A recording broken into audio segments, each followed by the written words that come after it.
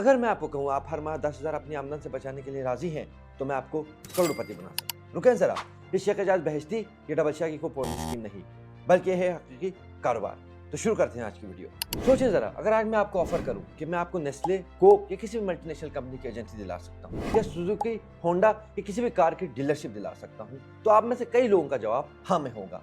लेकिन हकीकत यह है, एजेंसी लेने के लिए लाखों रुपए, सिक्योरिटी डिपॉजिट और इंफ्रास्ट्रक्चर खड़ा करने के लिए करोड़ों रुपए दरकार है। लेकिन एजेंसी खरीदने के बजाय अगर मैं आपको कहूँ कि आप छोटी सी रकम से उस कंपनी में बराबर के हिस्सेदार बन सकते हैं, बराबर के मालिक बन सकते हैं, जितना मुनाफा वो कमाएंगे उतना ही मुनाफा आपको भी होगा, क्योंकि आप सब जानते हैं कि ये कंपनियां हमेशा मुनाफा कमाती हैं और मुनाफा कमाने की मशीनें हैं।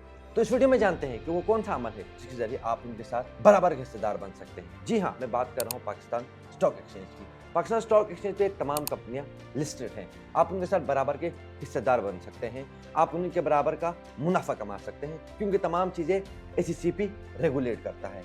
तो इस वीडियो में देखते हैं कि अगर आप एक मुस्तकिल रकम हर माह स्टॉक एक्सचेंज में इन्वेस्ट करते रहते हैं तो आज आपकी रकम कितनी बनती। तो जब नंबर्स की बात हो रही तो चलते हैं एक्सेल शीट पर, क्योंकि ताकि आपको हम बता सकें कि अगर आप किसी भी चीज़ में मुस्तकिल मिजाजी के साथ पैसा लगाते रहें तो स्टॉक मार्केट आपको कितना मुनाफा दे सकती है। जैसा कि आप स्क्रीन पे देख सकते हैं, मैंने दो कैलकुलेटर्स बनाए हैं, एक इन्वेस्टमेंट कैलकुलेटर, दूसरा है वेल्थ कैलकुलेटर। ये एक्सेल शीट में लिंक में डाल दूंगा, अगर आप अपने हिसाब से एडिट करना चाहें तो जब चाहें आप अपने हिसाब से पैरामीटर्स चेंज कर सकते हैं। इन्वेस्टमेंट कैलकुलेटर अगर मैं आसान अल्फाज में समझाऊं तो मैं ये बता रहा हूँ सिस्टम को कि कितने सालों के मैं इन्वेस्ट कर रहा हूँ, हर महीने कितने पैसे इन्वेस्ट करूंगा, हर साल कितना मैं बढ़ाऊंगा और मार्केट कितना फीसद रिटर्न दे रही है। Pakistani stock market longer time frame में अगर आप डिविडेंड यील्डिंग स्टॉक्स में इन्वेस्ट करते हैं तो 18% आराम से मार्केट आपको रिटर्न दे रही है।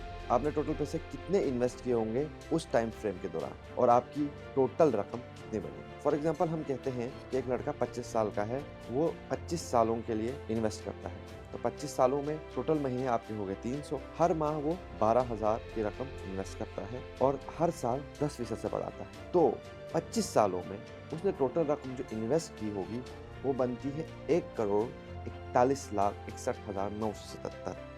लेकिन जो रकम उसको मिलने वाली है वो है 12,66,24,300 रुपए। यानी आप महज हर माह 12,000 इन्वेस्ट करके 12 करोड़ तक जा सकते हैं।